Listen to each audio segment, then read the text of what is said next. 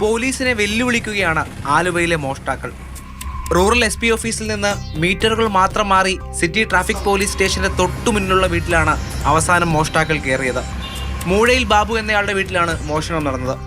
വീട്ടുകാർ ബന്ധുവീട്ടിൽ പോയ സമയത്താണ് കള്ളൻ കയറിയത്. മുമ്പിലെ കതകിന്റെ താഴ് പൊളിച്ച് മോഷ്ടാക്കൾ അകത്ത് കയറി. വീട്ടുകാർ തിരിച്ചെത്തിയപ്പോഴാണ് മോഷണ വിവരം അറിഞ്ഞത്. 9 മണിയായപ്പോഴേ ഞാൻ വീട്ടിൽ തന്നെ. അപ്പം ഫ്രണ്ടിലെ ഡോറ് പൊളിച്ചിട്ടേക്കാണ്. അതിൻ്റെ ലോക്ക് പൊളിച്ച് ആളകത്ത് കയറി.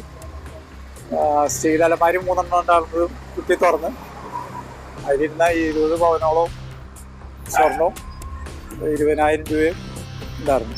അത് പോയി. ആളില്ലാത്ത വീടുകൾ നേരത്തെ കണ്ടുവച്ച് രാത്രി മോഷണം നടത്തുന്ന സംഘമാണ് ഇതെന്ന് കരുതുന്നു.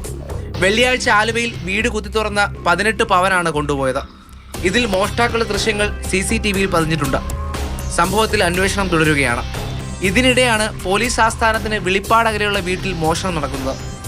ആലുവ കേന്ദ്രീകരിച്ച് നേരത്തെയും നിരവധി മോഷണങ്ങളും മോഷണ ശ്രമങ്ങളും നടന്നിട്ടുണ്ട്. ഇത്തവണ 2 ദിവസം അടുപ്പിച്ച് മോഷണം നടന്നതോടെ പോലീസും നാണക്കേടിലായി.